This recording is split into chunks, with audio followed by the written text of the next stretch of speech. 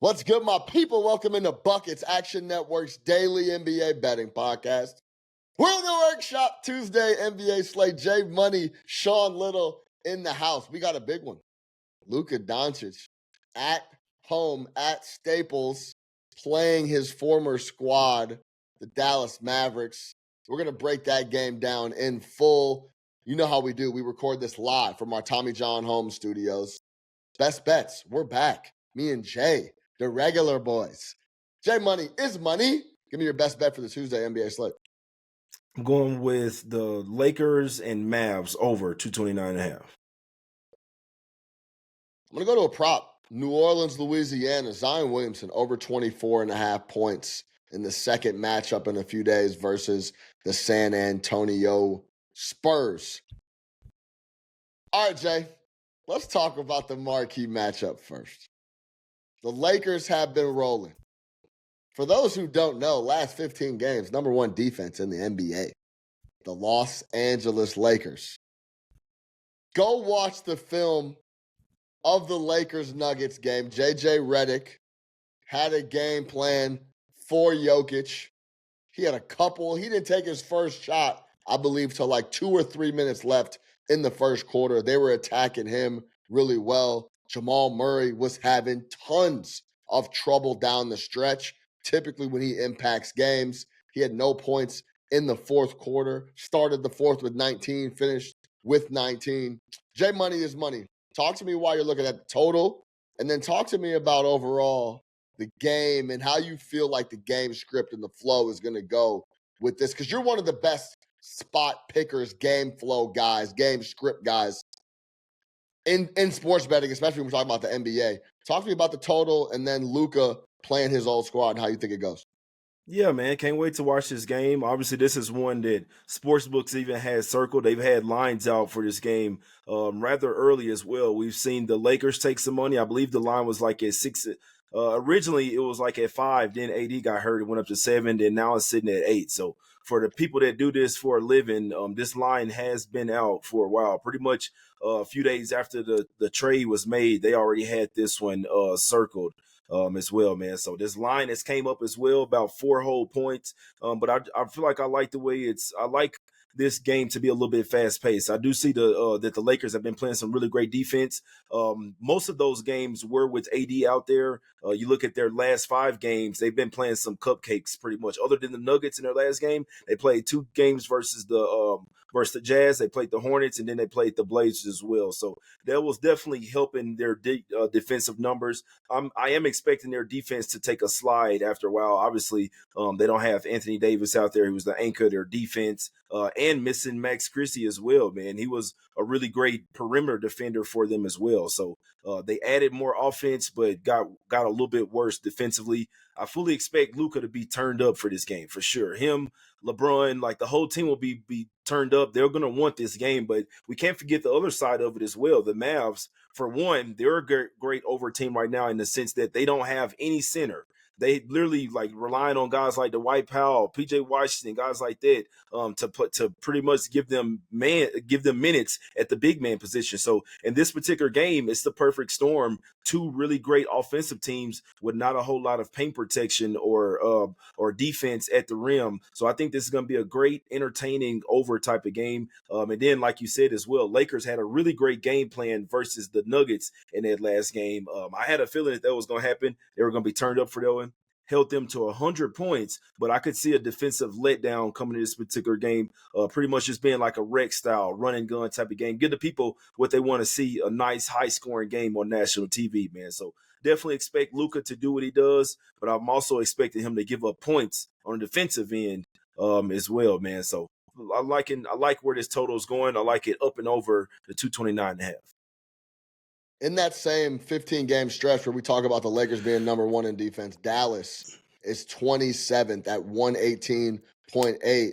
And then on that same stretch, when we talk about points allowed in the paint, they're 29th.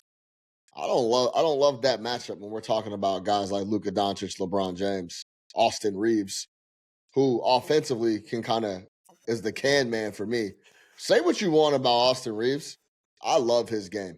I love everything about it. He shows up and plays hard every single night. And he'll have off nights just like a lot of other guys, but he gets a lot of flack when on a night to night, he typically is asked to handle the rock, bring it up, do a lot of different things, and he typically plays great offensive ball. But yeah, Luka and LeBron and those guys should be able to get to the cup with absolutely no resistance. And then when we're talking about laying off and throwing lobs here and there to guys, it seems like something they'll be able to get done pretty frequently and easily.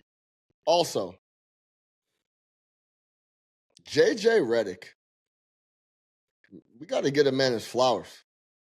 He's coming in with a plan. They're locked in on the plan, and they showed that against Jokic. Now, it has to be something similar for Kyrie Irving here, because if you could slow up Kyrie Irving offensively, Dallas is just not going to have enough firepower to keep up with the Los Angeles Lakers. That's the only concern I would have for the total, is that maybe this improvement on D has a little more legs off of, even though it's a small sample size of the last 15 games. But if they can come out and slow up Kyrie like they slowed up Jamal Murray, Dallas is not going to be able to score a lot of points. All right, J Money. The number point prop for Luka is getting blown out of the water. Right before we hopped on at FanDuel, Luka to score 30 points was minus 154. Over 30.5 for Luka Doncic was minus 135. But we put together a parlay for you guys for this specific game. But of course, all the casuals at the crib are going to be, they got the beers, feet kicked up, and they're betting all overs on Luka Doncic, thinking he's going to go crazy. How do you see it playing out? I'm not saying to give out a play at 30 plus or what you think Luka is going to score, but do you think it's going to be a priority for LeBron and the gang to get him the rock and get him going ASAP? Yeah, for sure. There's definitely going to be a priority. We know, we've heard it time and time again. Players playing up against their old team, guys want to get them the ball. They want them to have a great game. So I could tell you one thing for sure: I would not be taking Luka's unders. So I know that it's a lot of steam on his points prop, but I don't think the under is safe. Let's put it that way. So even though it's a lot at 30.5, I would still, it's over or nothing for me. Yeah, I mean, I agree. It would not be fun to try to fade out Luka Doncic tomorrow. I think it's an interesting dynamic that the game is not in Dallas. It's in LA first for the first time they see him. So it won't have that same animosity, I think, if they were going on the road and they were in their building. Nico Harrison, I wonder if he's going to be in a seat that Luka can see him. I wonder if guys that are essentially packed him up and sent him to LA because they didn't believe in him as a person and his character are going to be around for Luka to thrive on that. That's something I'm really interested in. We'll see. I'm interested to see the interaction between him and Jason Kidd as well. There's a lot of different things going on here, but yeah, I wouldn't want to be on the underside of Luka Doncic in this spot versus his old team. It's really, it really, these type of games really throw a wrench in the props market, because if Luka is going to be getting more touches and more usage, that means somebody else is not. Facts. I was looking at LeBron James. Point prop was 24.5. It was juiced to the over. This is a prime spot for LeBron to completely come off the gas and get other guys involved. Yeah. This is the spot that LeBron is happy to defer to Luka and for him to go at his old guys and get him going. And I tweeted this out the other night. Luka needed a little warm-up game that he had against Denver. Not that he needed to remind himself of what he was capable of, but just to get comfortable. Have an explosive offensive game and make an impact like he did against Denver.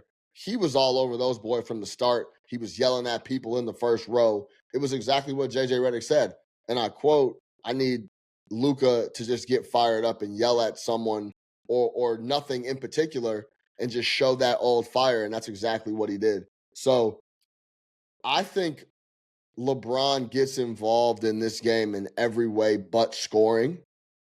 24.5 is the number. If I would go any direction to be over on Luka, I would look to the under on points only for LeBron James. Any other thoughts on this Lakers Mavs before I get to this Zion handicap, and then we'll get to the Lake? Yeah, I think it was one interesting point that you had, that Luka would definitely be even more turned up if this game was in Dallas. It's like like a farewell to the fans, and also to everyone a part of like the staff, everyone that's in the front office would be at that game for sure if it was in Dallas. Now the fact that it's in LA, like you say, if Nico Harrison even there, it does take a little bit of the extra motivation out for Luka. He still wants to beat his old team, but it definitely takes away a little bit of that motivation as if he were playing in Dallas. So that was a great point by you. Yeah, no doubt about it. I'm looking forward to it. We'll see what Luka Doncic does. But I could see him scoring 24, 25 in the first half in this game. I think they're going to try to get him tons of looks, and he's going to have the greenest of all green lights. And I think he'll be a lot more comfortable that he's in LA and not Dallas as the first time they team up. So, yeah, only one way for me would be to back Luka in this game. As square as it sounds, sometimes square is the only side. Mm-hmm. All right. I'm going Zion Williamson over 24.5 points, minus 110 in the market versus the San Antonio Spurs. Both of these squads just played on Sunday. Of course, no Wemby. Offensively, they struggled, didn't break 100. This was a really interesting game flow. Pels went into the first half down 13, exploded in the second half, and end up winning the game by 18 points. Zion scores 14 of his 22 points in the second half and got to the free throw line, J Money, 7 times in the fourth quarter. Go back and watch the close of this game. If you don't want to go back and watch the full game or don't have access to the NBA League Pass, you could go on NBA.com, go to the fourth quarter, click on all of Zion's shot attempts. It'll show you each and every attempt if you want to go look at each one. Now, I love the way he closed the game. They blew those dudes' doors off in the second half, especially in the fourth quarter, and Zion was extremely aggressive at the cup. In the entire game, he took 17 shots. 14 of the attempts came from the restricted area, not even the paint, the restricted. Every single attempt he had was going to the rim or at the rim for Zion Williamson, and I love that. When we're talking about a guy like Victor Wembanyama not being on the floor, they don't have any real bigs that'll be able to slow Zion up. Now, they win this game by 18 points after the big second half. Spread tomorrow is minuscule. Pelicans, -2, -2.5 in some spots.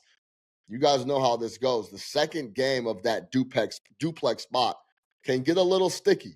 It's tough to beat a team 2 games in a row, even if both games are in New Orleans, in the Pelicans building. That's why you see that number there. And I just think that creates a situation where the scoring for Zion Williamson is just a little more evened out. He doesn't have to score 14 of his 22 points in the second half. I think it's more competitive. I think he gets up 22 to 24 shot attempts in this game. No DeJounte Murray. Still, he's out. This is a really good spot for Zion to put up 25, 26, 27 points versus a squad he just had a ton of impact trying to get to the cup and got to the line and was knocking down the free throws. I love this spot for Zion Williamson. I think it was a good look on Sunday. He ends up coming in under. I think he goes right back to being aggressive against the same team, and they don't have very many answers or bodies for him at the cup. He knows that. That's why all of his attempts were in the restricted area. he goes right back to it and makes a big impact. Give me Zion Williamson over 24.5 points against the San Antonio Spurs. J Money, any thoughts? Yeah, I can't talk you off. I mean, the Spurs, they have Bismack Biyombo. It's literally their only center out there on the floor, and they can't, with the way that they like to play basketball, Biyombo really can't play a ton of minutes because he's not an offensive guy whatsoever. So if I was Zion, man, I'd have 35 points in this game, man. He could literally get whatever he want in the paint, literally, man. So surprised he didn't have 30 points last game. The Spurs team doesn't really have anything in the paint without Wemby, man. Their season's pretty much over. I think they know it. So the writing's pretty much on the wall for the Spurs in this one. It's actually one of the rare times that I probably would even lay the points with the Pelicans back-to-back in this spot as well. Spurs just kind of seem down after that first game. They're just kind of down and out and sad and like kind of realizing like we're probably not going to make the playoffs. Let's go ahead and reserve ourselves. So, Zion should go bunkers here. Might even want to ladder him to get 30 plus. De'Aaron Fox went 3 for 17, I believe, in this game as well. That didn't help.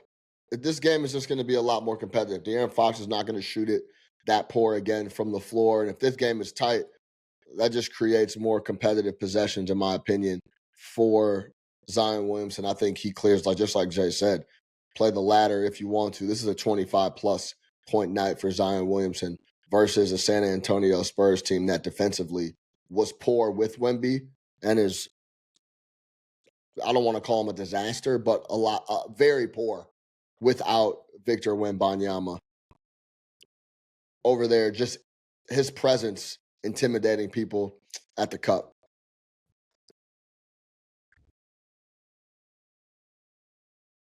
We mentioned at the top of the show that we're coming to you from our Tommy John home studios, and that's because great games start with great underwear, and Tommy John makes the greatest. I got a couple pairs at the crib. I've given a couple pairs to the homies. These are the best underwear on the market. Flexible, comfortable. Go get you some Tommy John stuff. I got pajamas, shirts, all of it. High quality, very cozy. That's the name of the game over at Tommy John. Remember, when you're truly comfortable, you do everything better, and that includes betting. So if you love the Buckets podcast, if you love this crew, Sean Little, J Money is Money, you'll love Tommy John. Get 25% off your first order right now at TommyJohn.com/buckets. That's 25% off at TommyJohn.com/buckets. And since we're talking Tommy John, let's get into the Tommy John Ballsy parlay.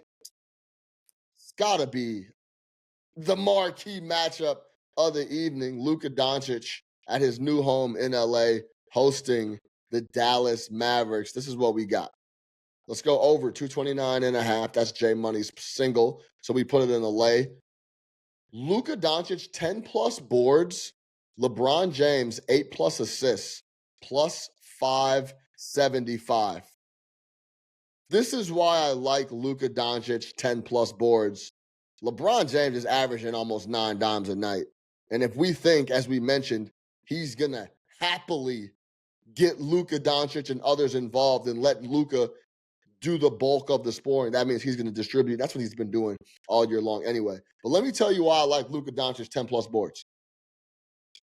When Luka Doncic is engaged, like you saw him the other night in Denver, he's cleaning up the glass and looking to go make something happen on the other end on offense. That's what Luka Doncic does. Rebounds, walks the ball up, does the little Luka jog up, and gets straight into offense. This only happens when he's extremely locked in.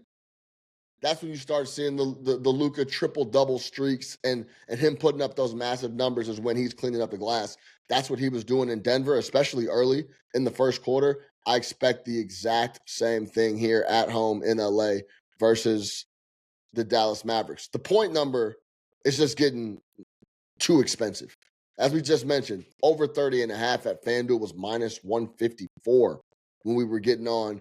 So I think the 10-plus boards, adding that to the lay, gives it a little more juice. And I also think it comes in when Luka scores 30, he's involved in all aspects of the game. You very rarely see Luka scoring 30, 35 with 4 and 3 rebounds types of situations. So I like Luka to pick up 10 boards if we expect him to have a big game. J Money, recap. I'll give the mini cap on the over. Yeah, like the over, man. Neither teams really have any centers that's going to scare you, expecting this to be a high, fun offensive game for the fans, man. So liking the over, I liking both offenses to do better than the paint protection in this particular game, man. Can't forget about Kyrie. Guys like PJ Washington, these guys are going to be motivated as well. But right now, I view the Mavs as an over team.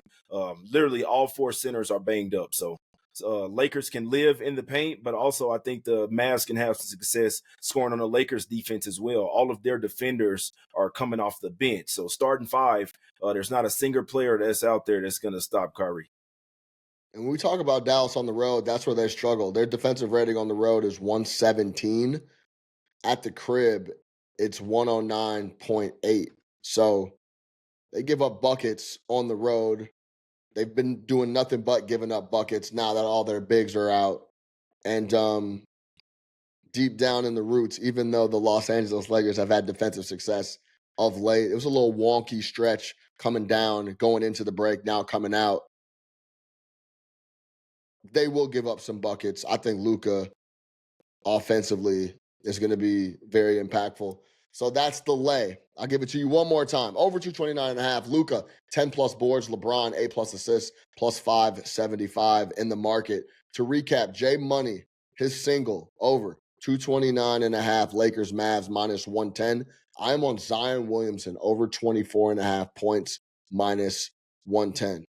For J Money is Money, I am your host, Sean Little, recording this live from our Tommy John home studios. Go subscribe to the Action Network YouTube page to catch this video, the visuals.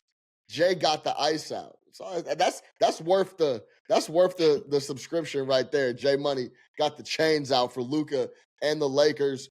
Go download the Action Network app if you haven't already. Go follow the guys. J Money is Money on all socials. I'm Chicago Flow on all socials. Until next time, which is tomorrow. Let's get buckets, baby.